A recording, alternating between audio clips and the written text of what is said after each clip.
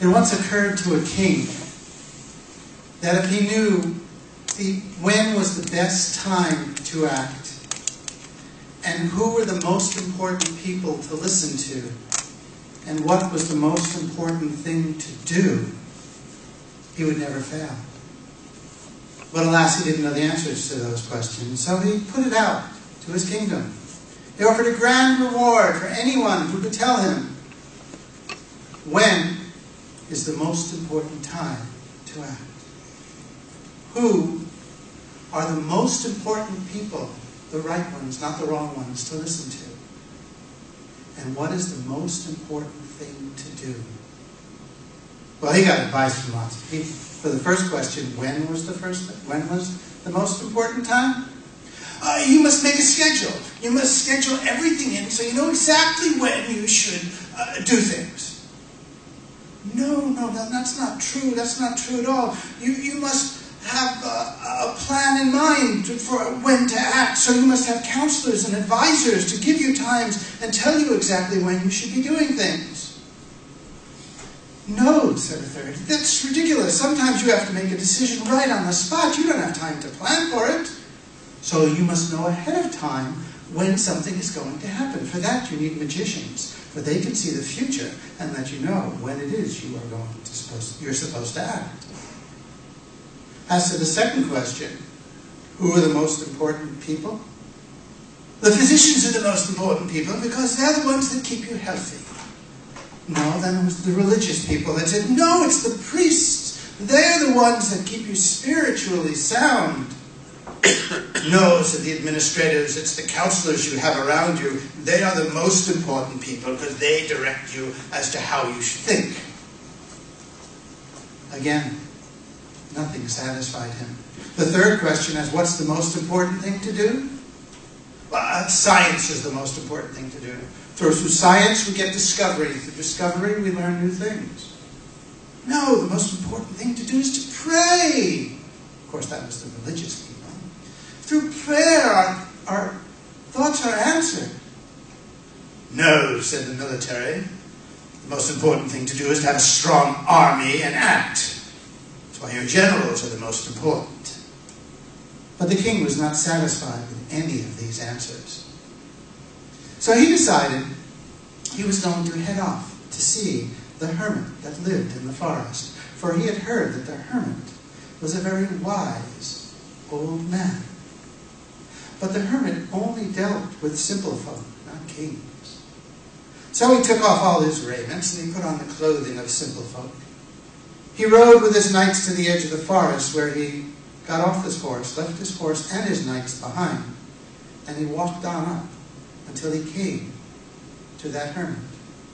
Now the hermit was bent over on the ground. He was digging some furrows to plant some seeds in his garden. He was old and frail, and with every dig he made, he breathed very heavily. The king greeted him, and he acknowledged the king's greeting. The king said, I have 3 questions. I've heard you are wise. I wish to have the answers for.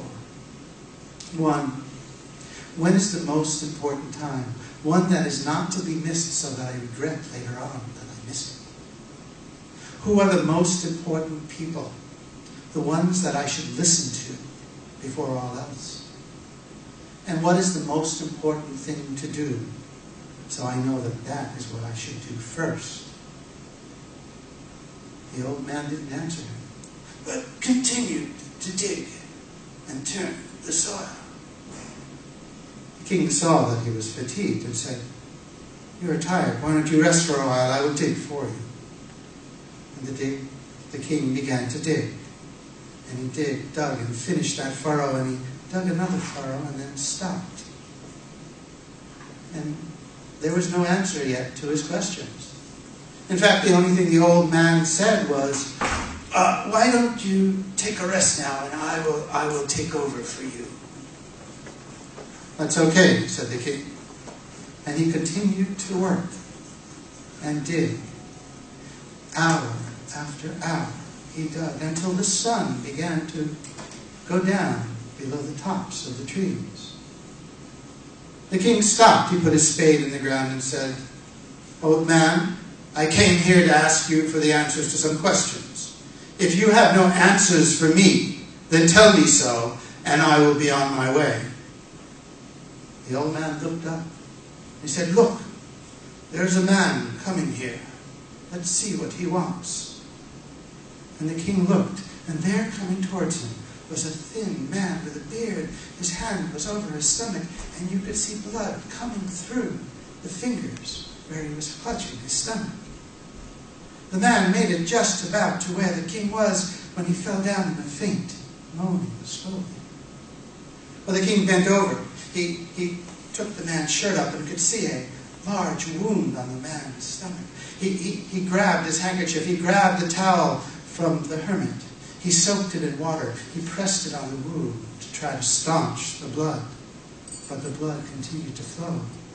So again and again, he took the bandage off. He wetted it. He put it back on until finally the blood stopped flowing. The weakened man sat up and said, "May I have a drink of water?" The king fetched him some water to have. Well, at this point, the sun was now below the tree line. It was starting to get cold. So with the hermit's help, the king carried this wounded man to the hermit's hut and laid him down on the bed. The king himself was exhausted from all the walking and working, and he too fell asleep right on the threshold. Well, after a while, the king woke up. He was confused. He didn't understand where he was until he looked over at the bed and saw the wounded man looking at him. The wounded man, seeing that the king was up, said, "Forgive me." "Forgive you? What do I have to forgive you for? I do not even know you." "You may not know me, but I know you. You are the king, and you are my sworn enemy. You killed my brother and took my property. I saw you walk up to the hermit alone, and I meant to seek vengeance upon you and waited for your return. But when you didn't return by the end of the day, I chose to bring my vengeance to you. Unfortunately, your knights saw me first, and they did know who I was. And they immediately fell upon me and attacked me. I barely got away with my life, and I would have died had I not been cared for by you. I came up here to kill you, yet you saved my life. I ask your forgiveness, and I promise I will be your slave, as will my sons from here on in."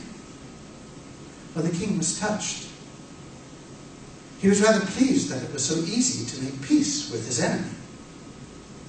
And he forgave him and promised that he would give him back his property, and even send his physician and his servants to come and help him. Having done that, the king decided it was time to find the hermit again. And so he walked back until he found the hermit, who was down by his garden planting the seeds in the rows they had furrowed. "Wise old man," said the king, "this is your last chance to give me the answers to my questions." The old man stopped. He looked up and said, "But you already have the answers to your questions." "Have the answers to my questions?" "Yes. Yesterday, when you took pity on me and you helped me, the fact that you stayed was the correct time to do that. For had you not stayed, you would have met your enemy on the way back, and no doubt would have been wounded or killed. So I was the most important person to be with. And the most important thing to do was to help me with my garden. And when that man came up here, the time you spent caring for him was the correct time. Had you not, he would have died, and you would have regretted never making peace with your enemy And the most important person was the wounded man himself. As for the most important thing to do, it was the care that you gave him to make him well. So you see, you have the answers to your questions. The most important time is now.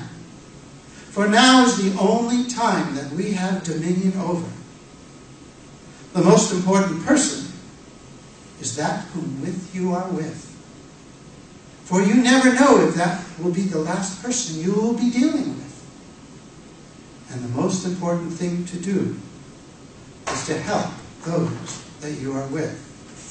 For it is that reason alone that we are here in this life. The Three Questions by Leo Tolstoy.